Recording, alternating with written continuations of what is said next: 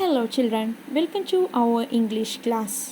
We have completed the interactive chapter App's first speech and now we have going on first chapter his first flight written by Flaherty.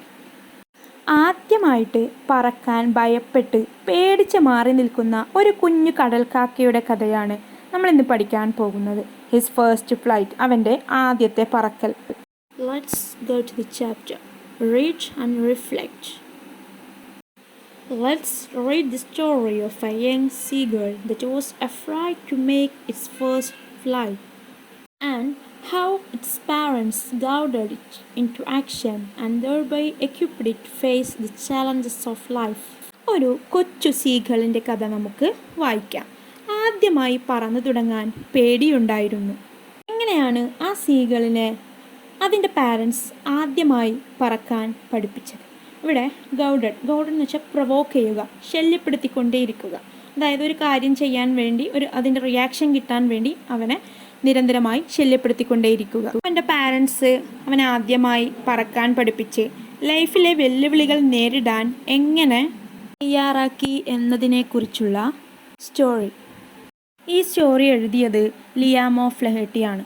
1896 ജനിച്ച ഫ്ലഹർട്ടി Irish നോവലിസ്റ്റും short story റൈറ്ററുമാണ്.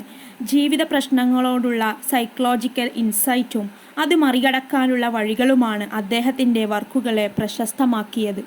സ്വാതന്ത്ര്യത്തിൻ്റെയും self കോൺഫിഡൻസിൻ്റെയും importance എന്താണെന്ന് his first flight എന്ന story നമുക്ക് കാണിച്ചു തരുന്നു. Family life keep ചെയ്യേണ്ടതിൻ്റെ ആവശ്യകതയും ഈ സ്റ്റോറിയിൽ പറയുന്നു. Self എസ്റ്റീമിൻ്റെയും self റിലയൻസിൻ്റെയും പ്രാധാന്യം എന്താണെന്നും സ്റ്റോറിയിലൂടെ കാണിക്കുന്നു. പക്ഷികളെ കേന്ദ്ര കഥാപാത്രമാക്കി സ്വയം പര്യാപ്തതയുടെ പ്രാധാന്യം റൈറ്റർ നമ്മെ പഠിപ്പിക്കുന്നു. ഇനി നമുക്ക് സ്റ്റോറിയിലേക്ക് വരാം. ഹിസ് ഫസ്റ്റ് ഫ്ലൈറ്റ്, അവൻ്റെ ആദ്യത്തെ പറക്കൽ. ഒരു യങ് സീഗൾ നടത്തുന്ന ആദ്യത്തെ പറക്കലിനെ കുറിച്ചുള്ളതാണ് ഈ സ്റ്റോറി. കോൺഫിഡൻസും സപ്പോർട്ടും എത്രത്തോളം നമ്മളെ സ്വാധീനിക്കുന്നുവെന്ന് ഈ സ്റ്റോറി നമ്മോട് പറയുന്നു. The young seagull was alone on his sledge. His two brothers and his sister had already flown away the day before. He had been afraid to fly with them. Somehow, when he had taken a little run forward to the brink of the ledge and attempted to flap his wings, he became afraid. The great expanse of sea stretched down beneath, and it was such a long way down, miles down. He felt certain that his wings would never support him, so he bent his head and ran away back to the little hole under the ledge where he slept at night. ഒരു കൊച്ചു കടൽക്കാക്ക തൻ്റെ ലെഡ്ജിൽ ഒറ്റയ്ക്കായിരുന്നു. Ledge means പാറയിടുക്കിൽ ഒറ്റയ്ക്കായിരുന്നു. അവൻ്റെ 2 ബ്രദേഴ്സും സിസ്റ്ററും ഇതിനോടകം തന്നെ പറന്നുപോയിരുന്നു. അവന് അവരോടൊപ്പം പറക്കാൻ പേടിയായിരുന്നു. എങ്ങനെയൊക്കെയോ ഓടി ലെഡ്ജിൻ്റെ അറ്റത്തെത്തി. തൻ്റെ ചിറകിന് താഴെ വിശാലമായി പരന്നു കിടക്കുന്ന കടൽ കണ്ടപ്പോൾ അവന് പേടിയായി. കടലിന് ഒരുപാട് ആഴമുണ്ടായിരുന്നു. തൻ്റെ ചിറകുകൾ തന്നെ താങ്ങി നിർത്താൻ കഴിയുമോ എന്ന് അവൻ ഭയന്നു. അതോടുകൂടി ലെഡ്ജിന് താഴെയുള്ള മാളത്തിലേക്ക് ഓടി. അന്ന് രാത്രി മുഴുവൻ അവൻ അവിടെ കിടന്നുറങ്ങി. Even when each of his brother's and his little sister whose wings were far shorter than his own ran to the brink, flapped their wings and flew away, he failed to muster up courage to take that plunge which appeared to him so desperate. His father and mother had come around, calling to him shrilly, scolding him, threatening to let him starve on his ledge unless he flew away. But for the life of him he could not move. അവൻ്റെ 2 സഹോദരന്മാർക്കും കുഞ്ഞനുജത്തിക്കും അവനേക്കാൾ ചെറിയ ചിറകാണുണ്ടായിരുന്നത്. അവൻ്റെ brothers ലെഡ്ജിൻ്റെ അടുത്തേക്ക് നീങ്ങുന്നതും ചിറക് വിരിക്കുന്നതും ഒക്കെ കണ്ടിട്ടും അവന് പറക്കാൻ ധൈര്യമുണ്ടായില്ല. അവൻ്റെ പാരൻസ് ഒച്ച വെക്കുകയും ശകാരിക്കുകയും പട്ടിണിക്കിടുകയും ചെയ്തു. എന്നിട്ടും അവൻ അനങ്ങിയില്ല. That was 24 hours ago. Since then, nobody had come near him. The day before, all day long, he had watched his parents flying about with his brothers and sister, perfecting them in the art of flight, teaching them how to skim the waves and how to dive for fish.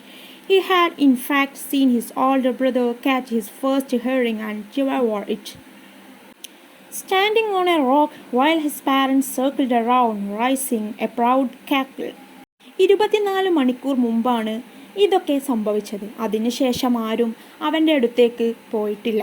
അന്ന് മുഴുവൻ അവൻ്റെ ബ്രദേഴ്സിൻ്റെയും സിസ്റ്ററിൻ്റെയും കൂടെ പറക്കുന്നത് നോക്കി നിന്നു. അവൻ്റെ parents അവനെ പറക്കാൻ പഠിപ്പിക്കുകയായിരുന്നു. തിരമാലകളെ വകഞ്ഞുമാറ്റി ഊളയിട്ട് മീൻ പിടിക്കാൻ അവർ അവനെ പഠിപ്പിച്ചു. തൻ്റെ ഓൾഡർ ബ്രദർ ആദ്യമായൊരു മീനിനെ പിടിക്കുന്നതും ഭക്ഷിക്കുന്നതും അവൻ കണ്ടു. ആദ്യമായി ഒരു ഇരയെ പിടിക്കുന്നത് കണ്ട് സന്തോഷിക്കുകയായിരുന്നു. അവൻ്റെ പാരൻസ് അഭിമാനത്തോടെ അവന് ചുറ്റും വട്ടമിട്ടു പറന്നു. And all the morning the whole family had walked about on the big plateau midway down the opposite cliff, laughing at his cowardice. രാവിലെ മുതൽ എതിർവശത്തെ പാറക്കെട്ടിൽ പറന്ന് നടന്നവർ ഒരുമിച്ച് യങ് സീഗളിൻ്റെ ഭീരുത്വത്തെ കളിയാക്കി. The sun was now ascending the sky, blazing warmly on his ledge that faced the south. He felt the heat because he had not eaten since the previous nightfall. സൂര്യൻ ഉദിച്ചുയർന്നതോടുകൂടി ചൂട് കൂടി വന്നു. ഇന്നലെ രാത്രി മുതൽ ഒന്നും കഴിക്കാത്തത് കൊണ്ടാകാം ചൂടവന് അസഹ്യമായി തോന്നി. Then he had found a dried piece of mackerel's tail at the far end of his ledge. Now there was not a single scrap of food left. He had searched every inch, rotting among the rough, dirt-caked straw nest where he had and his brothers and sister had been hatched. He even gnawed at the dried piece of eggshell. It was like eating a part of himself. വല്ല ഭക്ഷണവും ലഭിക്കുമോ എന്നവൻ search ചെയ്യാൻ തുടങ്ങി. ആ ലഡ്ജിൻ്റെ അറ്റത്ത് ഉണങ്ങിയ മാക്രിൽ ഫിഷിൻ്റെ വാല് കിടക്കുന്നത് അവൻ കണ്ടു. വേറെ ഒരു ഭക്ഷണവും അവിടെ ഉണ്ടായിരുന്നില്ല. എല്ലായിടത്തും ഭക്ഷണം തേടി നടന്നു. അവസാനം അവർ വിരിഞ്ഞിറങ്ങിയ ഉണങ്ങിയ വൃത്തികെട്ട കൂട് അവൻ കണ്ടു. അവൻ ഭക്ഷണം തിരഞ്ഞു. ഉണങ്ങി വരണ്ട മുട്ടത്തോടിൽ നിന്ന് വല്ലതും കിട്ടുമോ എന്നവർ അന്വേഷിച്ചു. അവൻ്റെ തന്നെ ഒരു ഭാഗം കഴിക്കുന്നത് പോലെയാണ് അവന് തോന്നിയത്. He then trotted back and forth from one end of the ledge to other, his long grey legs chipping gently, trying to find some means of reaching his parents without having to fly. But on each side of him, the ledge ended in a sheer fall of precipice, the sea beneath, and between him and his parents there was a deep, wide crack. അവൻ ലെഡ്ജിൻ്റെ ഒരറ്റത്തു നിന്നും മറ്റൊരറ്റത്തേക്ക് അങ്ങോട്ടും ഇങ്ങോട്ടും ഓടി നടന്നു. കടലിൻ്റെ opposite ലെഡ്ജിൽ എത്താൻ വല്ല വഴിയുമുണ്ടോ എന്നവൻ അന്വേഷിച്ചു. അവൻ്റെ ലെഡ്ജിന് ചുറ്റും കടലാണ്. പറക്കാതെ ഒരിക്കലും അവന് തൻ്റെ പാരൻസിൻ്റെ അടുത്തേക്ക് എത്താൻ സാധിക്കില്ല എന്നവന് മനസ്സിലായി. Gaga, he tried begging her to bring him over some food. Gaw, she screamed back mockingly. But he kept calling plaintively, and after a minute or so he uttered a joyful scream. His mother had picked up a piece of fish and was flying across to him with it. He leaned out eagerly, tapping the rock with his feet, trying to get nearer to her as she flew across. But when she was just opposite to him, abreast of the ledge, she halted, her legs hanging limp, her wings motionless, the piece of fish in her beak almost within reach of his beak. പതുക്കെ sound ഉണ്ടാക്കി. അതേ sound തിരിച്ചുമുണ്ടാക്കി മദറിനെ നോക്കി ഉച്ചത്തിൽ കരഞ്ഞു. മദറിനോട് യാചിച്ചു. പെട്ടെന്നൊരു സന്തോഷത്തിൻ്റെ sound അവനിൽ നിന്നും വന്നു. അവൻ്റെ മദർ മീൻ കഷ്ണം കൊത്തി അവൻ്റെ അടുത്തേക്കു പറന്നു വന്നു. അവൻ ആകാംക്ഷയോടെ മുന്നോട്ടാഞ്ഞ് പുറകിലൂടെ നീങ്ങി മദറിൻ്റെ അടുത്തേക്ക് എത്താൻ ശ്രമിച്ചു. പക്ഷേ അവൻ്റെ തൊട്ടടുത്തെത്തിയപ്പോഴേക്കും മദറിൽ നിന്നും അവൻ്റെ ചിറകുകൾ നിശ്ചലമായി. ആ പീസ് ഓഫ് ഫിഷ് അവൻ്റെ കൊക്കിന് വളരെ അടുത്തായിരുന്നു. എന്തുകൊണ്ടാണ് മദർ അവൻ്റെ അടുത്തേക്ക് വരാത്തതെന്ന് അവൻ ചിന്തിച്ചു.